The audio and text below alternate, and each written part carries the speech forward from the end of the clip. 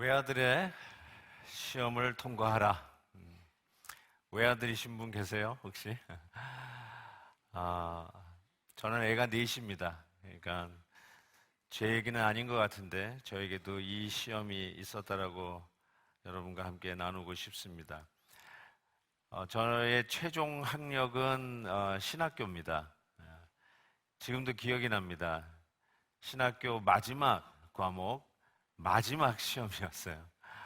그때는 그 마지막 시험 용지가 이 파란색으로 되어 있다고 해서 그 시험지 답을 적는 용지, 그 블루북이라고 하잖아요. 그 블루북을 다 교수님한테 마지막 시험 제출하면서 이런 이야기를 했던 기억이 나요. 선생님, 이것이 저의 마지막 시험입니다. 더 이상 저에게는 시험이 없습니다. 그때 교수님이 Good for you, 잘 됐네. 근데 지금도 공부하고 있고 지금도 시험을 보고 있는 것 같은 인생이라고 말씀드릴 수 있을 것 같아요. 하나님은 아주 명시험 출제자다, 이렇게 말씀을 드릴 수 있을 것 같아요. 하나님은 시험을 출제하시는 분이십니다. 여러분은 마지막 시험을 패스했다고 생각할지 모르지만 하나님은 여전히 기회만 되면 시험을 제출하시는 분이십니다. 오늘 말씀에 이 시험의 타이밍을 알 수 있는데, 아브라함은 시험 받을 때에 시험 분명히 받습니다. 이 시험은 모순이라고 하는 상황 속에서 주어진다는 것을 말씀드리고 싶어요. 모순, 이해가 안 된다는 말이에요. 말도 안 되는 상황 속에서 꼭 시험이 주어진다는 것입니다. 우리가 한글로 성경을 읽을 때는 실은 이것이 번역이 안 됐어요. 그래서 제가 영어 NIV 번역을 살짝 띄워드리면 뉘앙스가 딱 드러납니다. 18절에 보면 Even though God has said to him, even though라는 말이 한글 성경에 없어요. Even if, 비록 뭐뭐일지라도. 삼위일체 영문법 기억나십니까? Even if, 비록 뭐뭐일지라도. 즉, 지금 하나님께서 시험 문제를 출제를 하시는데 그 상황이 뭐냐면 even if, even though, 모순적인 상황이라는 것을 이야기하고 있습니다. 하나님께서는 이삭을 통해 아브라함의 자손을 이어가겠다고 말씀을 하셨습니다. 그런데 아브라함의 몸은 죽었고 자식은 없는데 자식을 하늘의 별과 같이 무수히 하시겠다고 하는 모순적인, 이율배반적인 이런 상황 속에서 시험 문제를 출제하고 있는 것이죠. 시험은 항상 이런 상황 속에서 주어집니다. 이해가 되는 것을 시험이라고 하지 않습니다. 이해가 되지 않는 모순적인 상황 속에서 항상 시험이 찾아옵니다. 전 진실과 거짓말이 그러한 예라고 전 생각합니다. 우리가 별 생각하지 않고 어떤 상황 속에서 쉽게 거짓말을 합니다. 전화가 왔는데 나 없다고 해, 이렇게 얘기합니다. 나 없다고 해. 거짓말이에요. 심지어는 아들, 딸이 전화를 받는데도 엄마, 아빠 바꿔달라고 하는 전화가 왔는데 나 없다고 해. 거짓말이잖아요. 근데 왜 그 거짓말을 그 순간에 했을까요? 어쩌면 거짓말이라고 생각도 안 하고 하실지도 몰라요. 그것은 지금 내가 없다고 해 라고 하면서 사실을 왜곡하고 사실이 아닌 거짓을 얘기하는 것이 진실을 얘기하는 것보다 훨씬 더 현명하다고 판단하기 때문에 그래요. 지금 이 어렵고 괴롭고 피하고 싶은 이 순간을 어떻게 하면 잘 빠져나갈까라고 생각하는데 거짓말하지 말라라고 하는 하나님의 말씀보다 이 순간만큼은 거짓말하는 것이 훨씬 더 현명하고 훨씬 더 이 상황 속에서 잘 빠져나갈 거라고 자기의 머리와 자기의 판단이 하나님의 말씀보다 더 현명하다고 판단하기 때문에 거짓말을 하는 것이죠. 따라서 나의 상황은 거짓말을 해야 훨씬 더 현명할 것 같아요. 이 순간에 진실을 얘기하면 오히려 손해를 볼 것 같고 어려움을 당할 것 같다는 거죠. 그래서 어떻게 하면 이 어려움을 빠져나갈까? 거짓말을 하면은 훨씬 더 유익하게 나에게 손해 없이 이 상황을 빠져나갈 수 있다라고 스스로 생각하는 것이죠. 하나님의 말씀이 진실을 말하고 거짓된 이야기를 하지 아니하고 올바른 것만 이야기를 해도 하나님의 지혜가 우리의 지혜보다 훨씬 뛰어나다는 생각을 믿지 아니하고 어쨌든 간에 임기응변으로 거짓말을 해서라도 이 상황을 빠져나가려고 하는 것, 그것이 한 예라고 저는 생각해요. 그래서 항상 훨씬 더 거짓말을 해야 살아날 것 같고 거짓말을 해야 위기를 모면할 것 같은데 하나님의 말씀은 진실을 말하라는 거죠. 이게 이율배반적인 모순적인 상황, 바로 이런 상황 속에 시험은 주어진다는 거예요. 거짓을 얘기할 것인가? 진실을 얘기할 것인가? 항상 시험은 이와 같은 상황 속에서 하나님이 이 문제를 출제를 하시는 것이죠. 19절에 보면 죽은 자 가운데서 도로 받은 것이라 이렇게 이야기했습니다.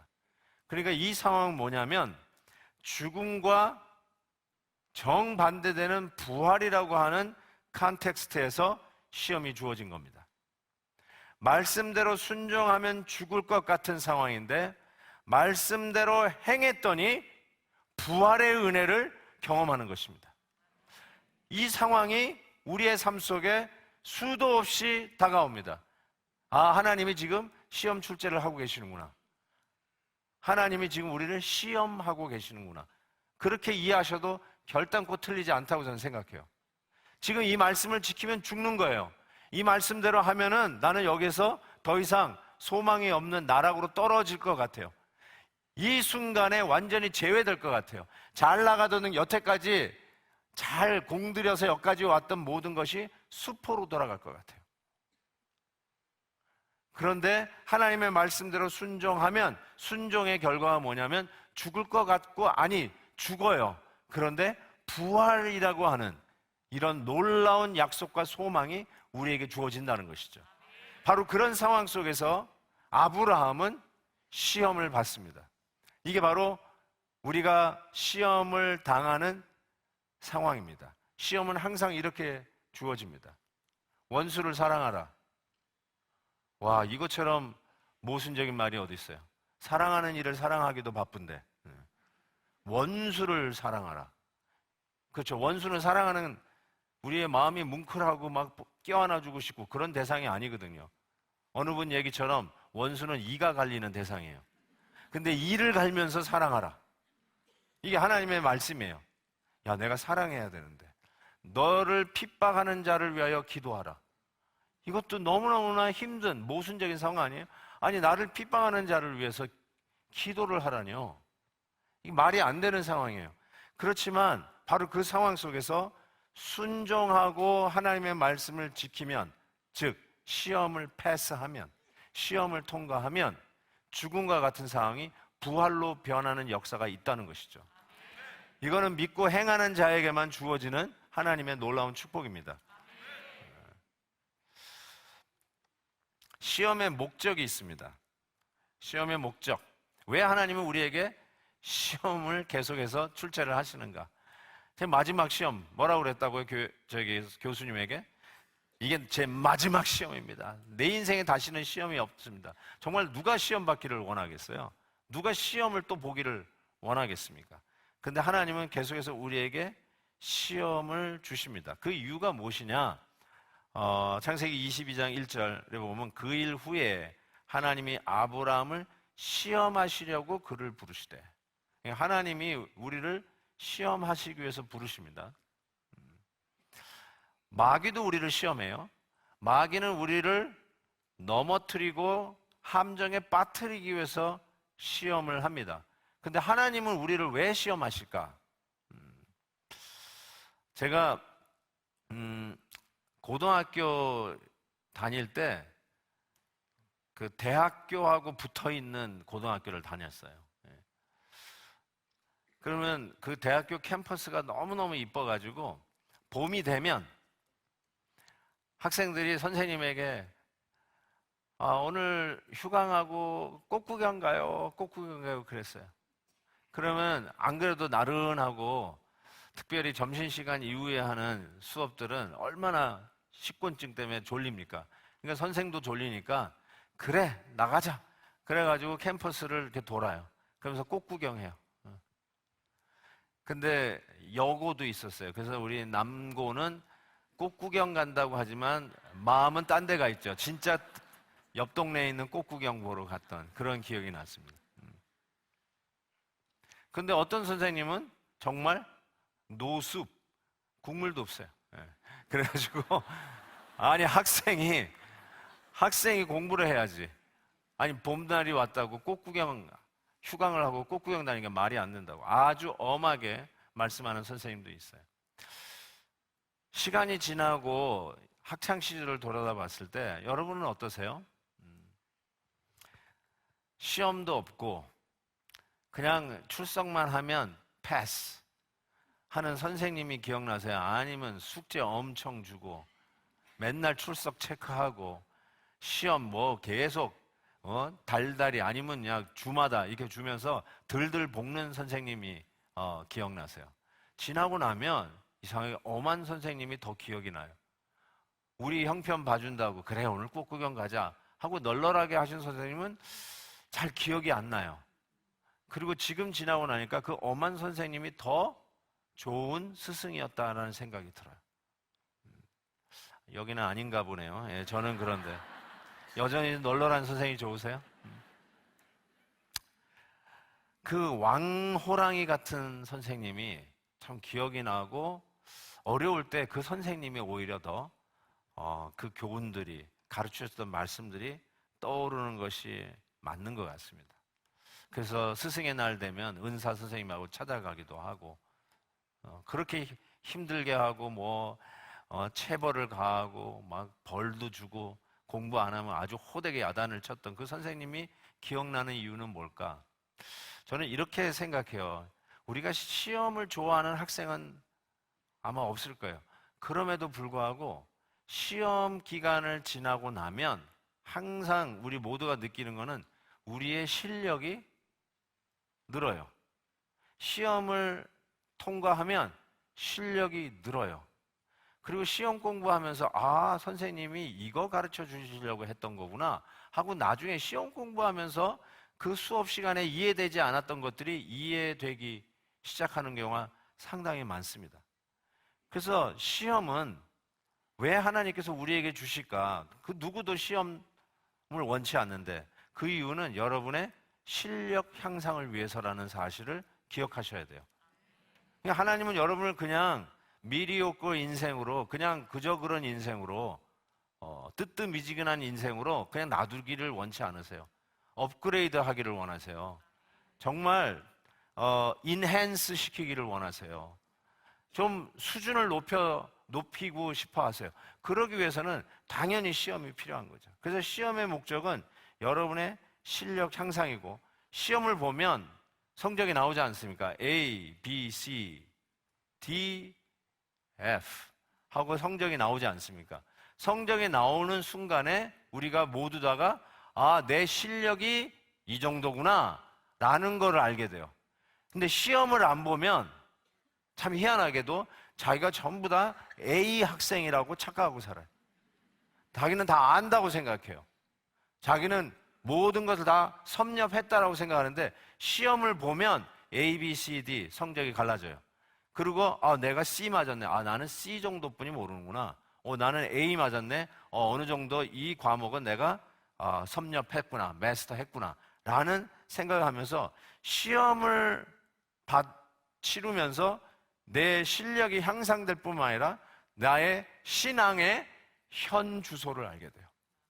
현 주소를 알게 돼요. 믿음이 좋으시다고요? 내가 믿은 지 지금 몇 대째 예수 믿는다고요? 근데 그래서 실력이 있는 줄 아는데 한번 시험을 받으면 그때 실력이 들통납니다.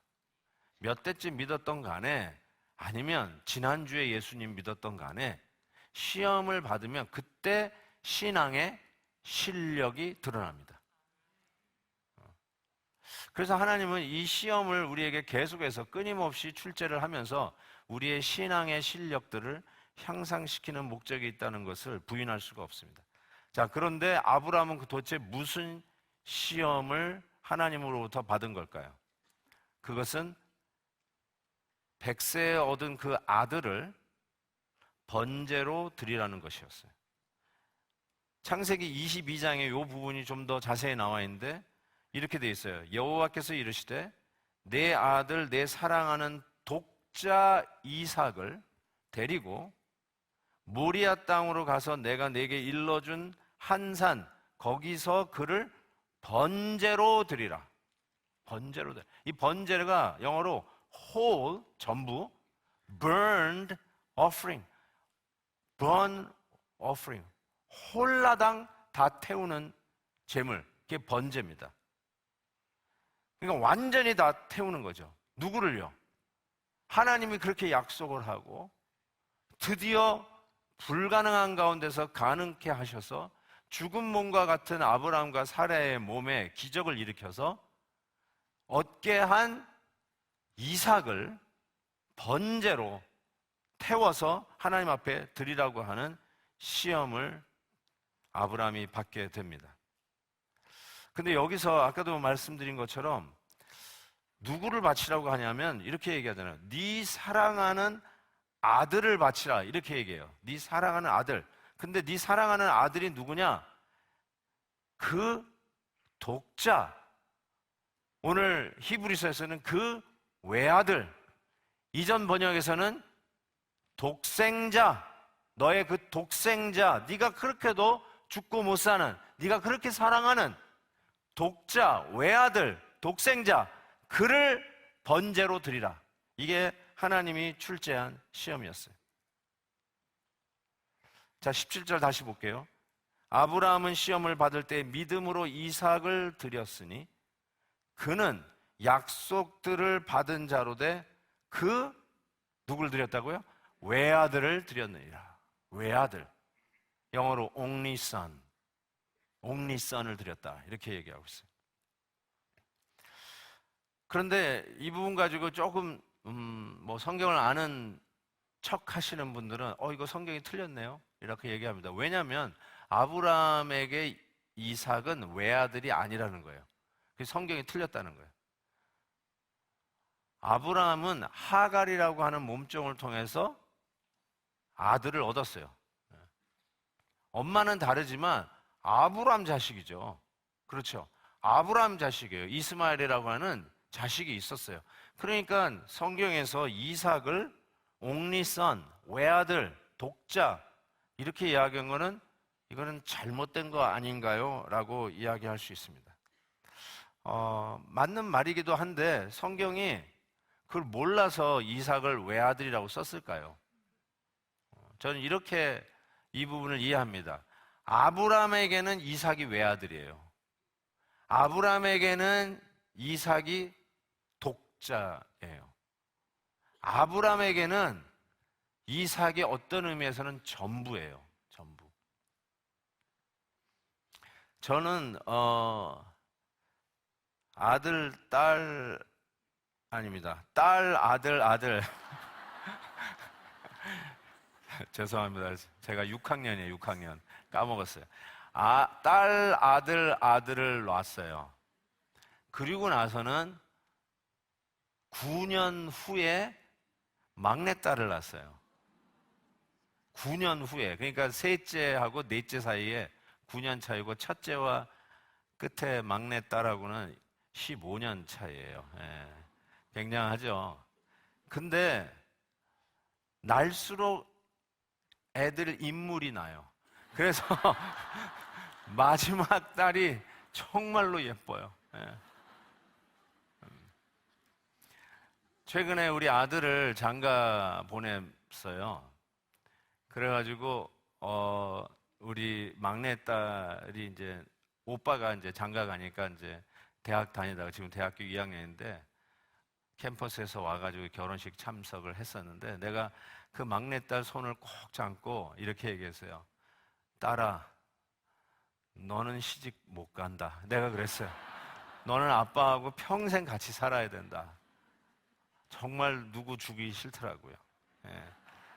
우리 막내딸은 끝까지 한번 제가 붙들고 있어 볼까 생각을 합니다.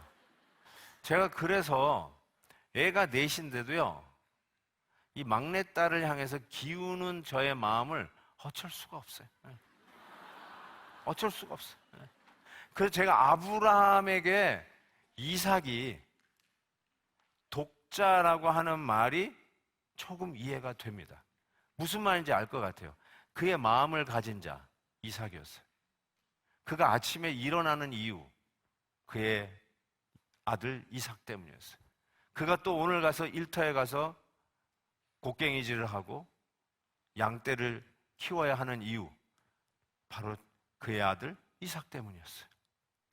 노후에 별로 신바람 나는 날이 없었던 그에게, 재미라 혹은 웃음이 없었던 그에게, 뭐 그때 무슨 TV가 있었겠어요? 화투를 치겠어요? 뭘 하겠어요? 그런데 100세의 아들, 그 아들 때문에 하루하루가 의미가 있고 하루하루가 살맛이 나고 신이 나고 다시 회춘하는 기분이고 내가 살아갈 이유가 있고 내일 다시 일어나야 할 이유가 있었던 그 모든 것, 그게 그의 아들 이삭이었어요. 그런 의미에서 이삭은 아브라함의 독자, 외아들이었다. 틀리지 않습니다. 그의 전부였다는 뜻이에요.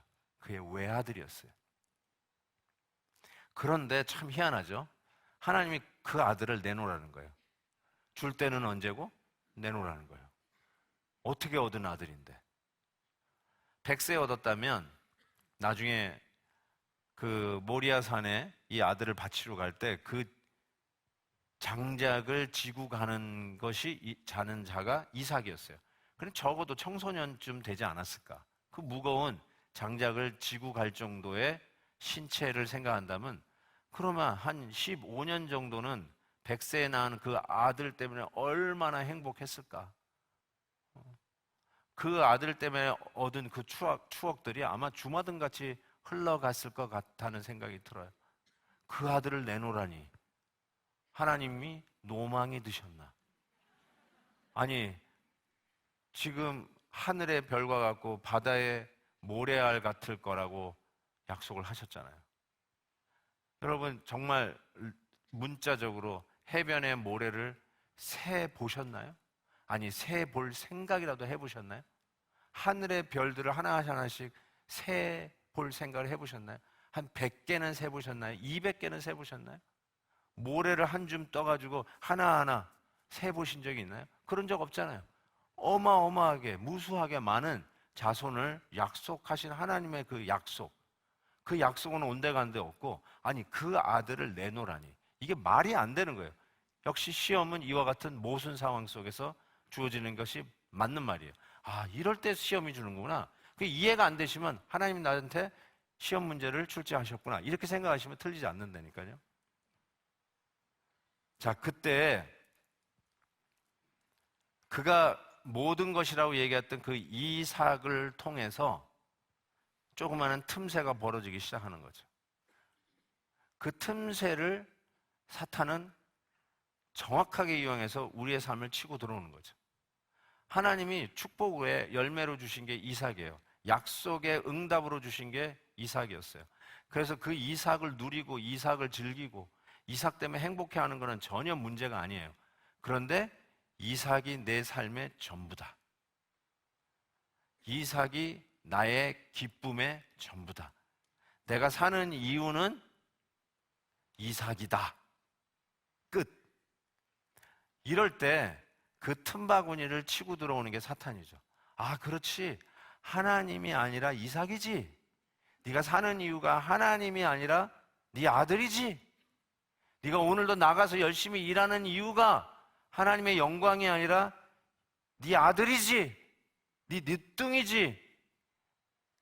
별로 기뻐할 것이 없는데 하나님이 주시는 은혜에 대한 행복함과 감사는 온데간데 없이 사라지고 어느 날 어느 순간부터는 그냥 하나님이 주신 선물, giver, 하나님의 그 선물을 주신 자, giver인데 giver 때문에 기뻐하지 아니하고 하나님이 주신 gift, 선물 때문에 그거에 눈이 멀어가지고 기프트만 보고 사는 인생. 그 틈을 노려서 사탄이 우리의 삶 속에 치고 들어오잖아요. 하나님께서 그걸 알고 계시는 거죠. 죄는 별거 아닌 것 같아요. 여러분이 하나님이 주신 자녀를 즐기는 게 이게 얼마나 큰 행복인데. 그런데 그 작은 틈바구니를 통해서 엄청난 이 골리앗과 같은 시험과 이 시련을, 우상단지들을 하나님은, 이 사탄은 우리에게 막 주입을 하기 시작하는 거죠. 별거 아닌 것 같죠? 마치 속담에 바늘도둑이 소도둑 된다는 말이 있어요. 죄는 그래요. 바늘 같은 죄가 소같이 돼버려요. 우습게 알면 죄에 넘어집니다. 작은 죄라고 콧방 끼시면 그 작은 죄에 집채만한 우리의 몸뚱아리가 넘어집니다. 낭패를 봅니다. 그래서 어느 분이 이런 표현을까지 했어요. 죄는 유도 선수다, 이렇게 얘기했어요. 유도 선수. 조그만한 사람이 덩치 큰 사람을 그냥 날려버립니다. 왜요? 그 작은 힘을 가지고 이용해서 던져버리는 거예요. 그게 유도의 기술 아니에요? 죄가 그 기술이 있어요. 별거 아닌 것 같지만 집채만한 모든 것을 날려버릴 수 있는 죄의 위력이 그 안에 있다는 사실이에요. 작은 죄를 우습게 생각하지 마세요. 집안에 들어와 있는 작은 죄, 별로 경건치 않는 책들, 집안에 보이지도 않는 와이어를 타고 들어오는 이상한 영화들, 이거 별거 아닌 것 같죠? 날려버리세요. 이것 때문에 우리가 날아가는 수가 있어요. 어느 한 선교사님은 라스베가스를 지나가다가 심심풀이 땅콩으로 진짜로 주머니에 있는 동전, 아유 귀찮아, 이거 하나 넣고 가죠 뭐, 게임 한번 그냥 하고 버리는 셈 치죠. 그리고 탁 누르고 열심히 가는데 저 뒤에서 댕댕댕댕댕댕댕댕 하면서 막 돈이 떨어지는 거야. 이거 별거 아닌 것 같잖아요, 넣는 거. 근데 뒤에서 댕댕댕댕댕댕댕 하고 떨어지는데 그 이후로 그 선교사님이 도박에 중독이 됐어요. 별거 아닌 것 같죠? 아이 뭐 그냥 일불 그냥 던져주고 가지. 안 그래요. 하지 마세요. 죄악이 약한 것 같지만 한 방에 여러분을 날려버릴 수 있는 위력이 죄 안에 있다는 것이에요. 그래서 하나님께서는 이렇게 얘기하는 거예요. 그 이삭을 내놔라 이거예요. 그 틈바구니를 메꾸라는 거죠. 작은 죄악을 우습게 아는데 그걸 통해서 집채만한 사탄이 너를 유혹하고 넘어뜨릴 수 있다는 것이죠. 그래서 하나님이 시험 문제를 출제한 거죠. 하나님이 주신 거 도로 찾겠다는 거예요. 내놔봐 한 것이죠. 저는 여러분에게 이런 말씀 드리고 있어요. 여러분도 이삭이 있어요. 여러분도 외아들이 있어요. 내가 사는 이유 이것 때문이에요. 내가 이것만 있으면 살 것 같아요. 외아들이에요. 내가 이 문제만 해결하면 그 다음부터는 하나님 내가 더 이상 달라는 기도 안 할게요. 만약에 그런 거 한다면 그게 외아들이에요. 여러분이 내일 아침에 일어날 이유가 있다. 그게 여러분의 외아들이에요. 내가 이 사람하고만 결혼하면 나는 평생 행복할 것 같다. 그게 여러분의 외아들이에요. 내가 1년에 연봉이 이 정도만 되면 그 다음부터는 내가 아무 걱정 없이 살겠다. 그게 여러분의 외아들이에요. 내가 이 학교에만 들어가면, 내가 이 직장에만 들어가면 나는 이제는 더 이상 부러울 거 없이 떵떵거리며 살겠다라고 하는 것이 있다면 그게 여러분의 외아들이에요. 그게 외아들이라고요.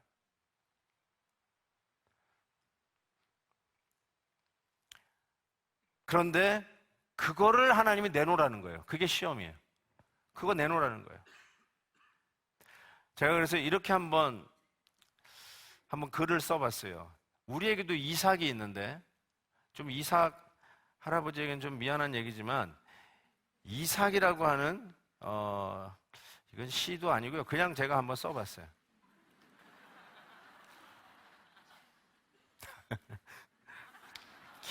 김한효라는 거는 내가 안 보냈는데요. 어떻게 했나?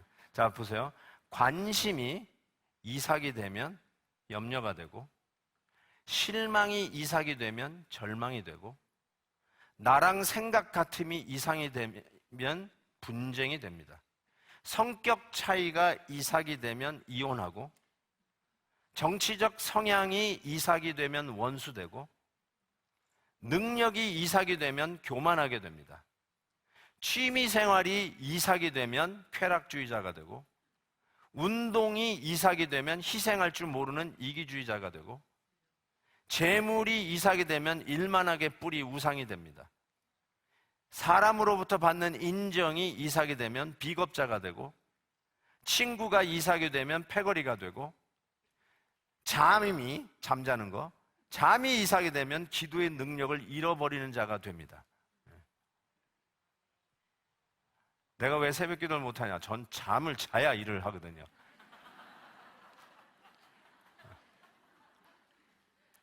이렇게 집회를 하는데요, 지금 9시 10분인데 9시만 되면 일어나서 나가는 분이 있어요. 항상 그래. 왜 그러세요? 그러니까 집에 가서 자야 된대.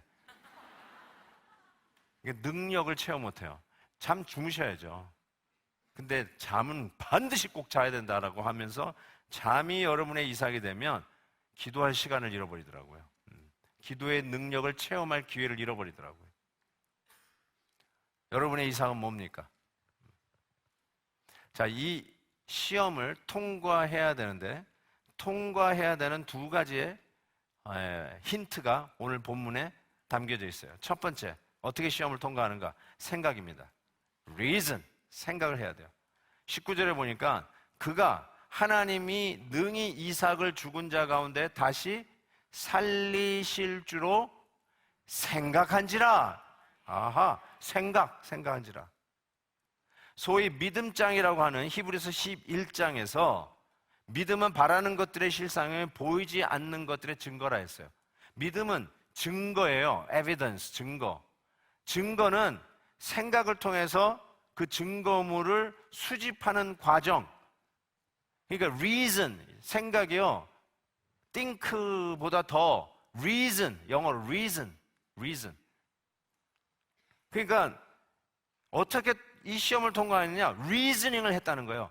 이 여러 가지 정보, 데이터를 다 콜렉트, 모아가지고 생각해보니까 결론이 나온 거예요. 증거가 생긴 거예요. 에비던스가 생긴 거예요. 아하, 생각을 해보니까 드디어 시험을 통과할 수 있는 정보가 수집이 된 거예요.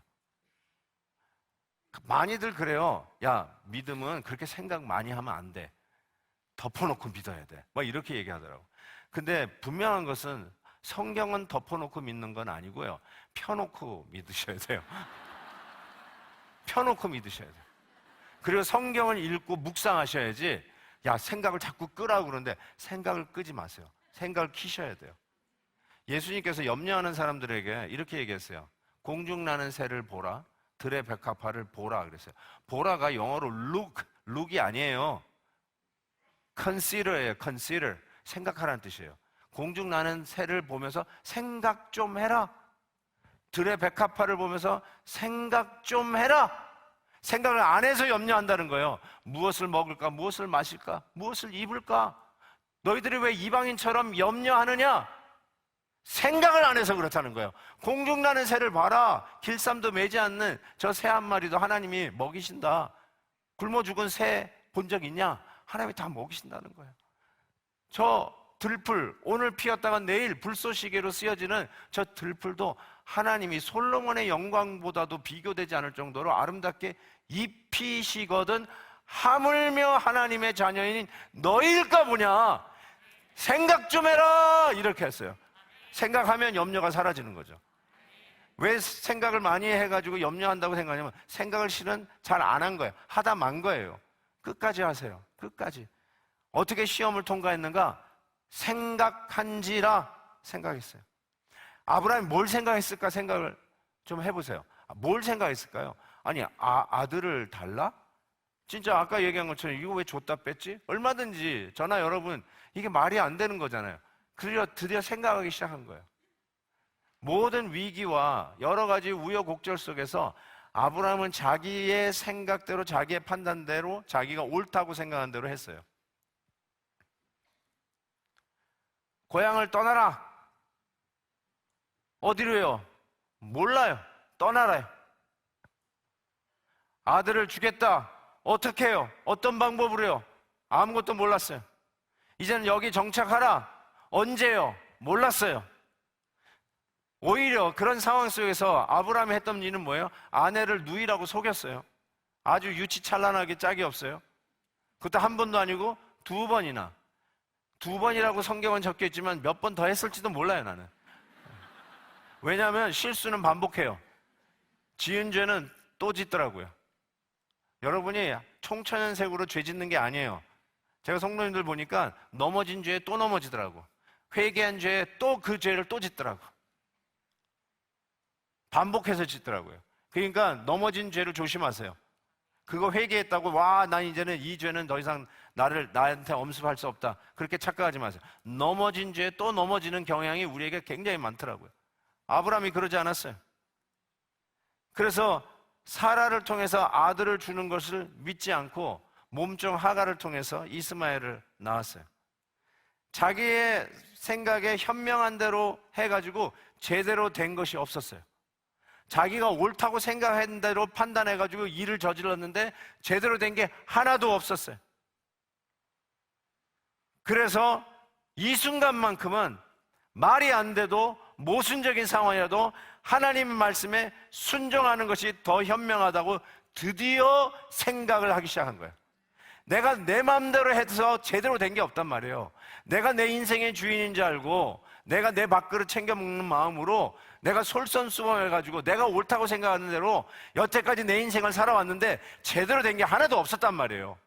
드디어 아들을 내놓으라고 하는 이 시험 문제 앞에서 아브라함이 어떻게 이 시험을 통과하는가 생각했는데, 내가 생각한 대로 해가지고 된 게 없다.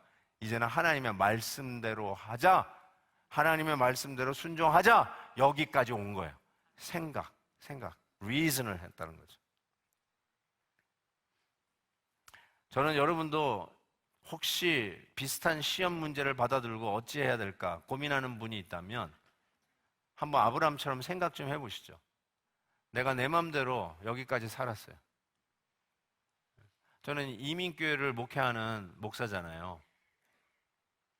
어느 누구도 그곳에 와서 신앙생활 하리라는 계획을 철두철미하게 해가지고 지금 제가 목회하는 남가주 얼바인에 와서 사는 사람은 한 사람도 없더라고요. 제가 계획대로 착착착착 진행해가지고 드디어 제가 여기서 삽니다 라고 이야기하는 사람 아무도 없어요. 가끔 제 이름을 의미가 뭐냐고 묻는 분들이 있어요. 왜 애꿎은 이름을 뒤집어가지고 사냐고 그러는데 제가 할 일 없습니까? 왜 애꿎은 이름 뒤집어서 삽니까?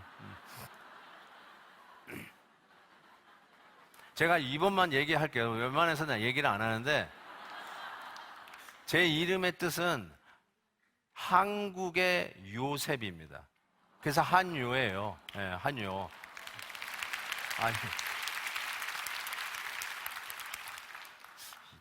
한국은 좀 이상하네. 별거에 박수를 다 치네요. 근데 한국의 요셉이라니까 이름이? 근데 제가 어디서 살고 있어요? 미국에 살고 있잖아요.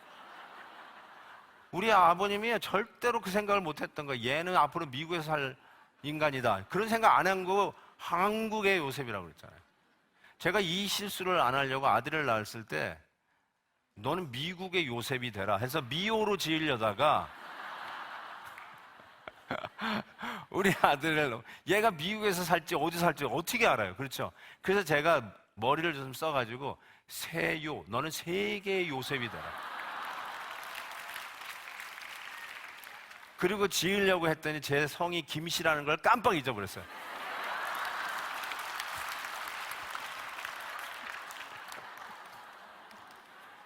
그러니까 자기가 계획대로 사는 사람이 아무도 없다니까요.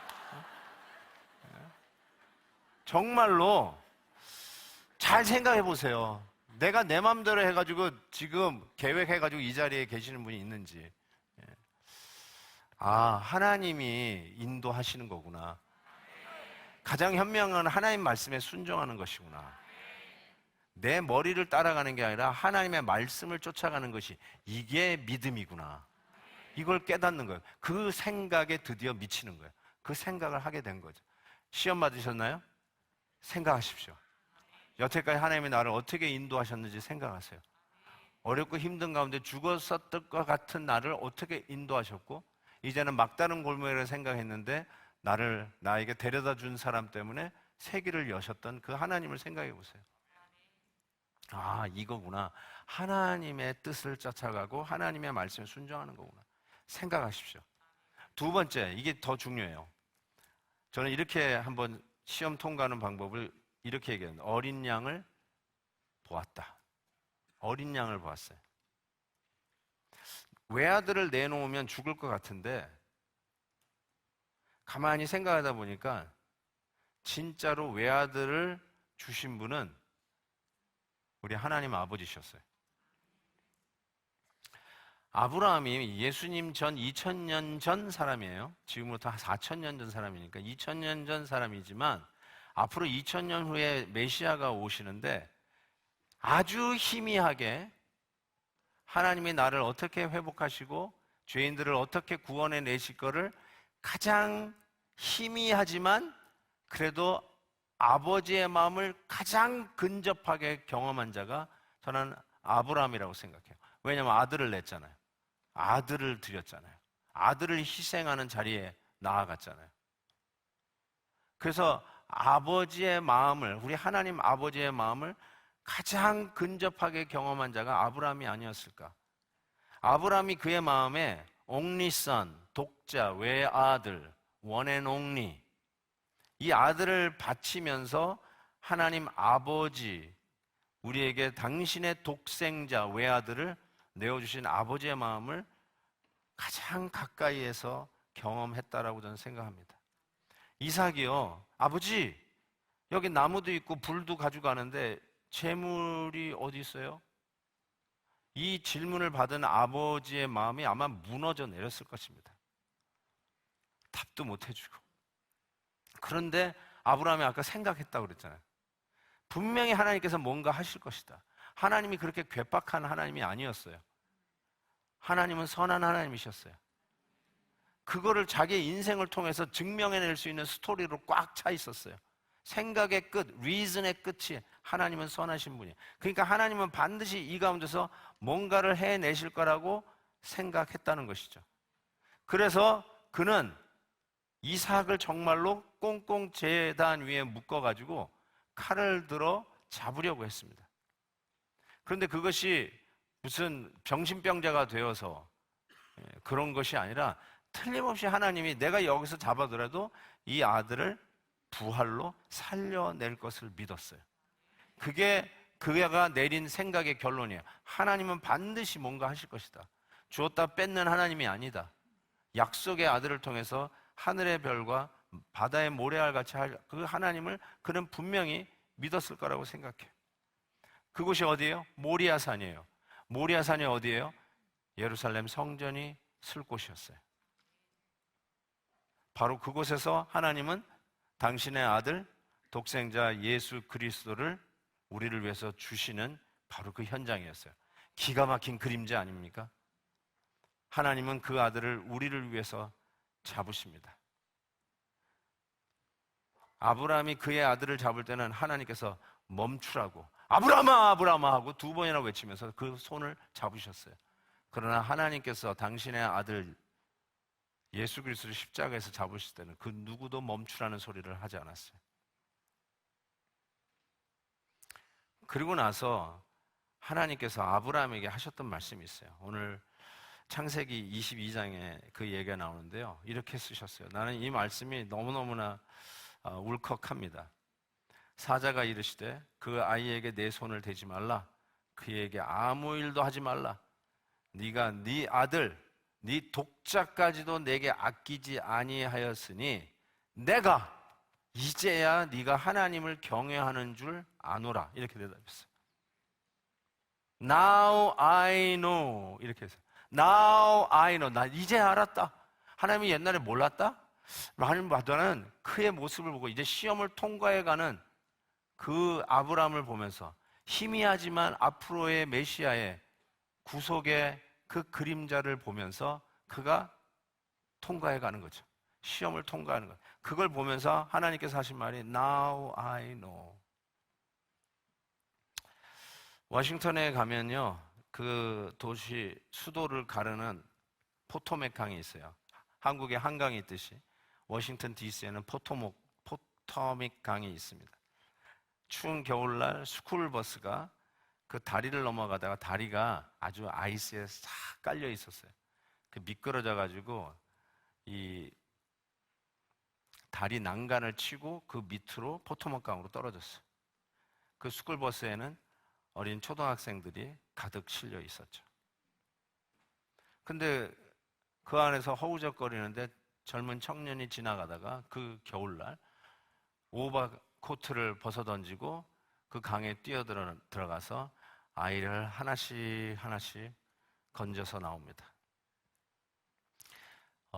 이 구조대원들이 오기 전까지 계속해서 들어가는데 이 이야기가 막 삽시간에 학부모님들에게 알려지고 드디어 이제 구조대가 막 오기 시작하는데 막상 하려고 보니까 이 청년이 아이 하나 건져오고 두 아이 건져오고 세 아이 건져오고 네 아이 건져오고 다시 또 다섯 번째 아이를 건지러 가다가 이 심장마비로 죽습니다.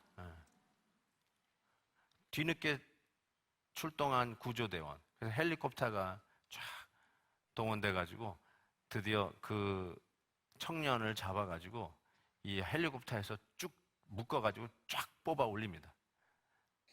헬리콥터가 그 청년을 잡아가 쭉 끌어올리는데 학부모들이 자기 애 때문에 걱정해서 와 하는 그 학부모들이 막 이 담요 이런 걸 안고 하는데 자기 애를 살려낸 청년이 쫙 헬리콥터에서 이게 붙잡혀가지고 쫙 끌려오는 거를 보는 거예요. 그때 다 같이 생각해요. 저 사람이 누군데 왜 우리 애를 구하려다가 저렇게 죽었을까? 왜 그랬을까? 그럴 필요 없었는데, 그럴 이유도 없었는데 왜 그랬을까? 그런데 아주 비슷한 상황 속에서 저와 여러분을 구하시기 위해서 예수 그리스도께서 십자가에 달려 쭉 올라서셨어요.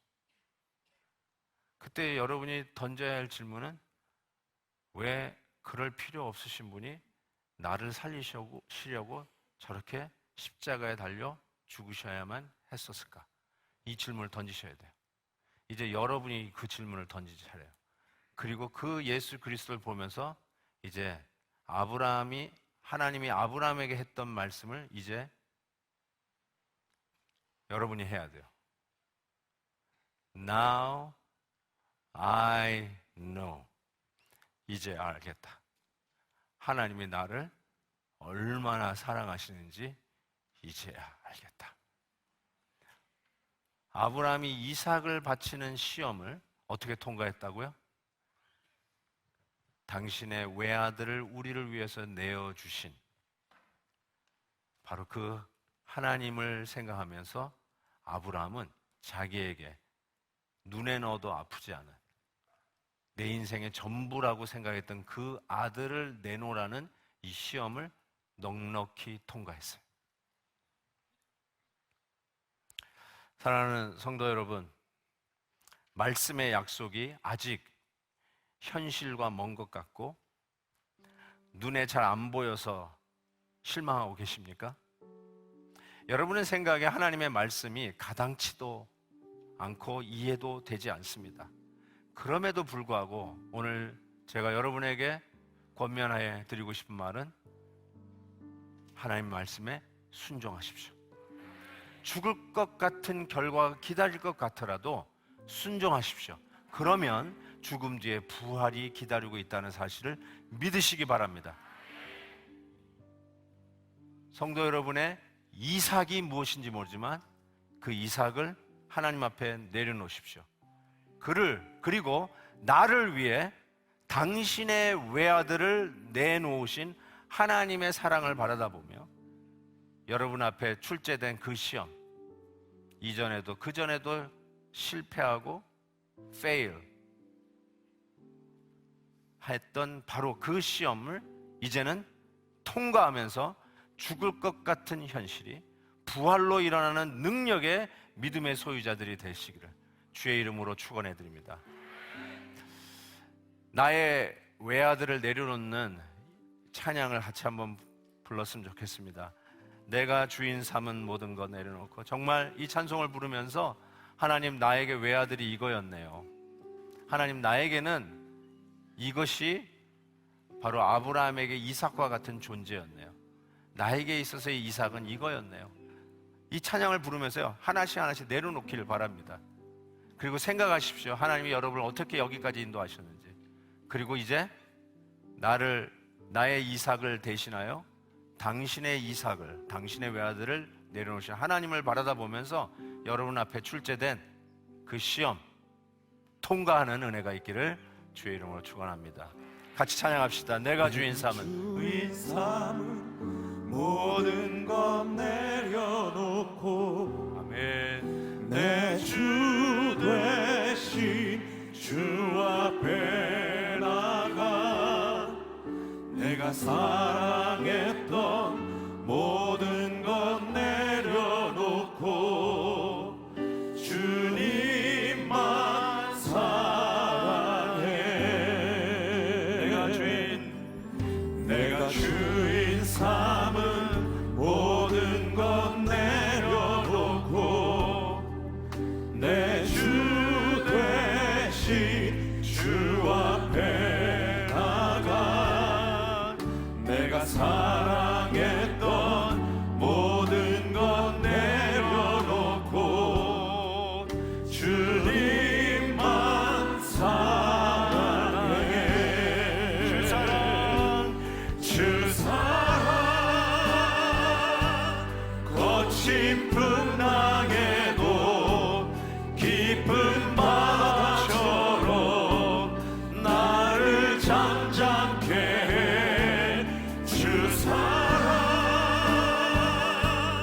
내 영혼의 완성 그 사랑 위에 서리. 주 사랑 거친 풍랑에도 깊은 바다처럼 나를 잠잠케 해. 주 사랑 내 영혼의 반석 그 사랑 위에 서리. 그 사랑 위에 서리. 그 사랑 위에 서리. 어디에 서시겠습니까? 그 사랑 위에 서리. 우리의 부족하지만 기도의 손을 들고 같이 한번 합심해서 기도했으면 좋겠어요. 힘들고 어려운 시험, 너무나도 어려운 시험이고 이해가 안 되는 시험이 우리 앞에 있습니다. 하나님의 말씀대로 순종하려니 죽을 것 같습니다. 이거를 포기하자니 죽을 것 같습니다. 여태까지 내가 세워왔던, 믿고 추구해왔던 이것을 하루아침에 포기하려고 하니 죽을 것 같습니다. 내 인생의 마지막 같습니다. 그렇지만 하나님의 말씀에 순종하면 죽음 뒤에 부활이 기다리고 있다는 사실을 오늘 말씀을 통해서 배웠습니다. 하나님을 의지하십시다. 그리고 이것을 내려놓을 때 하나님이 당신의 외아들을 내려놓은 것처럼 나에게 외아들 같은 이삭을 내려놓을 때 하나님께서 죽음에서 부활로 옮기시는 놀라운 기적이 기다리고 있다는 사실을 기억하십시다. 응답의 이름, 능력의 이름, 우리의 기도에 귀 기울이실 그 주님의 이름 힘있게 주여 외치고 통성으로 기도합니다. 주여! 아버지 하나님 믿습니다. 오늘도 이 말씀을 통하여 다시 한번 하나님이 우리에게 주신 이 시험을 통과하는 이 일을 가르쳐 주셔서 감사합니다. 주여 도우시옵소서. 하나님 아버지여, 나의 이삭을 내려놓으시는 용기와 믿음을 주시옵소서. 나를 넘어뜨리고 나를 아프게 하고 늘 아버지 하나님의 시험 주제 앞에서 주눅들었던 날 다시 한번 하나님의 말씀으로 우리를 건강히 붙잡아 주시옵소서.